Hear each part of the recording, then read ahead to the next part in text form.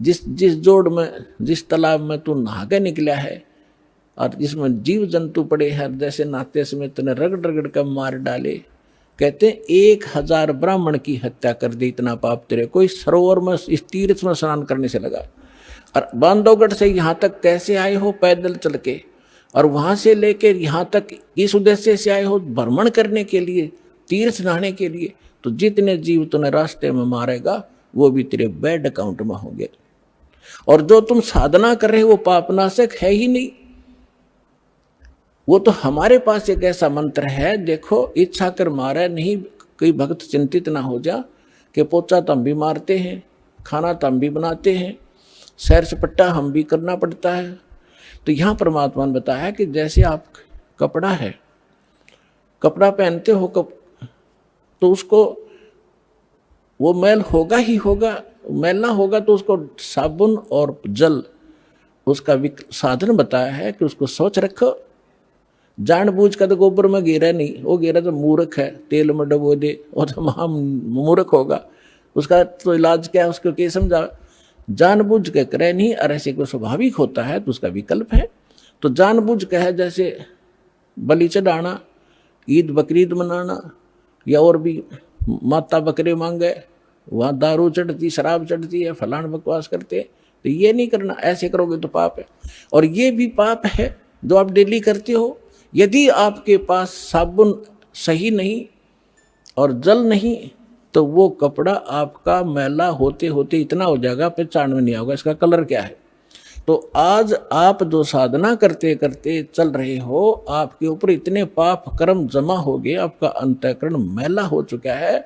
और इसको प्रतिदिन साफ करने की जो साधना आपने अपनाई है, ये साबुन और जल नहीं है, गारा को गारा में ही लपेट रहे हो आप इसको। गीता अध्याय नंबर 16 के श्लोक नंबर 23-24 को याद रखना। इसमें और भी काफ़ी वर्णन दिया है, क्योंकि ये कभी जब आप एक बार सेटिंग हो जाएगी हमारे इस ज्ञान की, पूरे भक्तों के हृदय में समा जाएगी, फिर एक इस अमृतवाणी को अच्छी तरह पूरा कंप्लीट जैसे रामायण की तरह पूरी कथा सुना कर सेट करके सुनाएंगे आपको। लेकिन अब हिंट इतना ही काफ़ी है। तो फिर परमात्मा उनको सुनाने लगा, समझाने लगे कि ये सुनाई, सृष्टि रचना सुनाई परमात्मा ने, सारा कुछ कह की। धर्मदास फिर बौखला गया क्योंकि मन में फिर दोष आ गया कि ये लगे मुसलमान ही, फिर माँ विष्णु महेश को कहता ये तो नासवान है, इनकी माता है, हमने कभी सुना नहीं। तो फिर अंदर में दोष आ गया और नाराज हो गए कि ब्राह्मण क्या कहने लगे। धर्म कह सुन जिंद तुम हम पाए दीदार, क्या कहते हैं, तेरे देवन की महिमा अपारम, ये है सर्वलोक करतारम। फिर वही बोलने लग गया क्योंकि 3 देवता की महिमा अपरंपार है, ये तीनों ये सर्व लोकों के करतार हैं। तेरे देवन की महिमा अपारम, ये है सर्वलोक करतारम, सुन जिंदा क्यों बात बनावे, झूठी कहानी मोहे सुनावे।